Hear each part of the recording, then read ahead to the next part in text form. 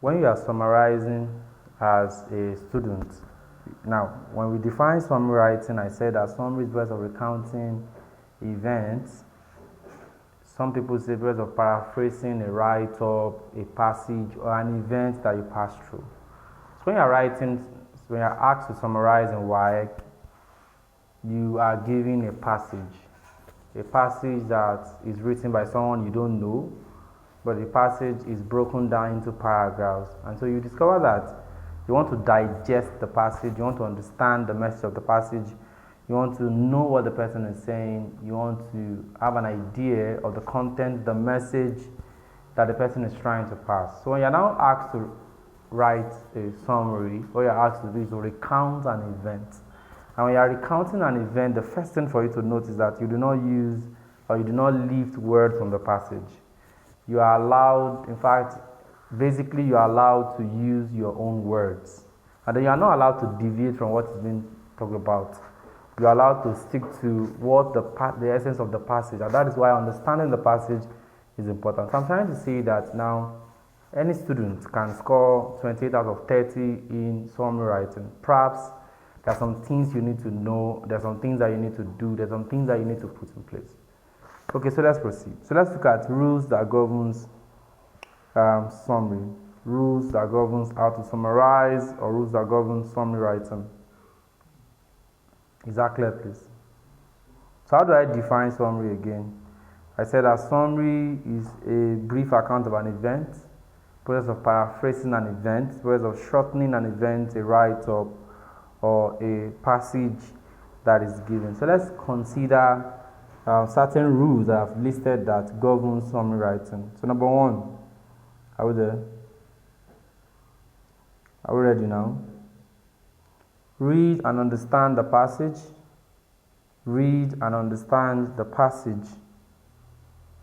So one of the things I tell my students to do is that when you are given a comprehension passage and a summary passage, for summary writing, you need to understand the passage, understand the message. Take your time to read the passage once or twice, as much as you want to read. And when you are doing that, hold a pen or a pencil, underline the keywords, and then before you do that, you need to read the question. While you go through the question, you have the opportunity to understand what the examiner wants you to do. And then reading the questions once or twice, reading the passage will give you an insight. And then when you are now reading the question, when you are reading the passage, don't forget that all the passage will not contain the answer to a question.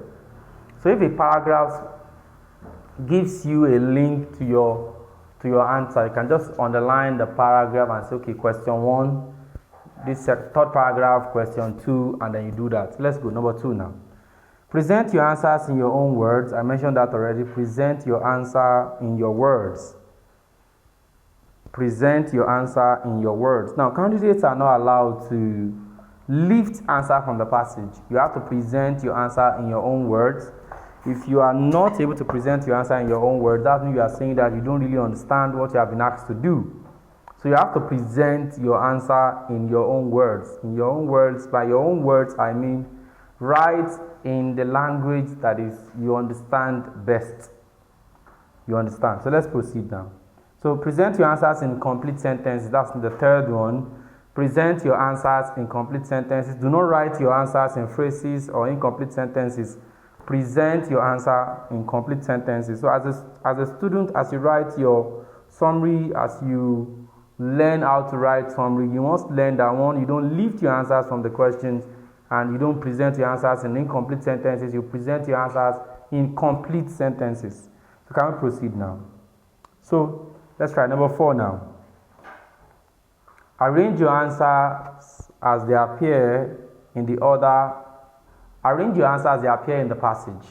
So what I'm trying to say is that you must arrange your answers sequentially based on how they appear in the passage. Arrange your answers sequentially based on how they appear in the passage. Is that clear, please? How many now?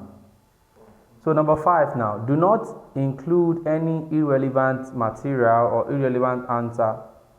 Do not include irrelevant material in your answer. So whatever is not relevant to the topic that is being discussed, please do not add it, do not include it to your answer. Now, you may be tempted to want to add something that you know it's actually, now you may read a passage on sport, a passage on health, a passage on telecom, a passage on journalism, a passage on something that you already have an idea. And so it will be wrong for you to inject a personal idea or something that is irrelevant to what is being discussed within the framework of what you have been given. So let's try the last one now. How many now? 5. Okay, let's try number 6 now. Let's try it. When the number of points in the passage exceeds the number of points you are required to write. When the number of points in the passage exceeds the number of points you are required to write. When the number of points exceeds the number of points you are required to write, do not use conjunctions to merge 2 or more points. Do not use conjunctions to merge 2 or more points. What I'm saying there is that you must learn to limit yourself to the number of points you are required to write. So if the examiner gives you an instruction, in total you must stick to the instruction that you have been given. You are not required to add irrelevant material. The question says summarize in 3 sentences. Do not summarize in 4 sentences or 5 sentences, which is very important. And then you have to be careful of how you present your answer. How many now? So let's say number 7. When you use a preamble, your preamble should be framed from the question. So many a time you are given a question like summarize the effect of drug abuse or the function of maybe the function of social media in the society, and then you want to write a preamble. The preamble is like you're writing the function of social media in the society are, that's a general preamble, and you put your colon. The function of social media in Nigeria are. Now, so when you write your preamble is framed or captured from the question that you have been given. Your preamble must be captured or framed from the question that you have been given.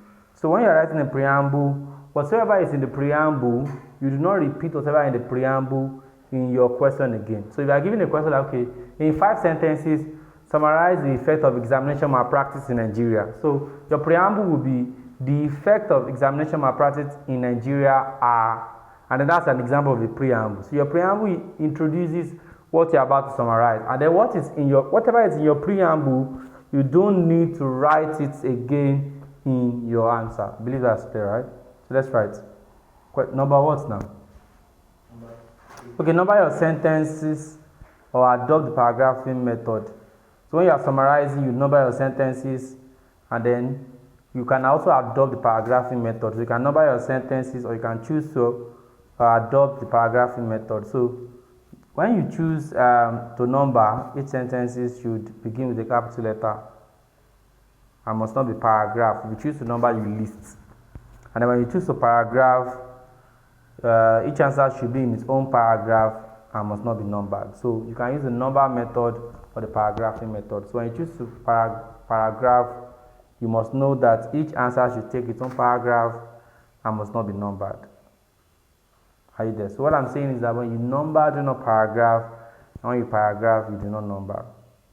So finally, so present your answers in the active voice and not in the passive voice. Present your answer in the active voice and not in the passive voice. What I'm saying is that you present your answer in the active voice and not in the passive voice. When you are presenting your answers, you must learn to present your answers in the in the active voice and not in the passive. So you present your answers in the active voice and not in the passive. Is that clear, please? Is that clear? So the next one. Avoid using expressions to replace words in the passage. Avoid using expressions avoid using figurative expressions to replace words in the passage. So you must learn to avoid the use of idioms, the use of proverbs, the use of figurative speech to replace the expression in the passage. You understand? So avoid the use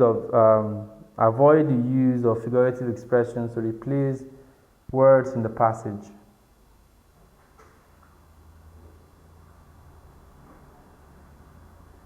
Are you there? So finally, okay, let's see add more. Avoid date and figures in your answer. Avoid dates and figures in your answer. That should be number what now? Number 11. Avoid date and figures in your answer.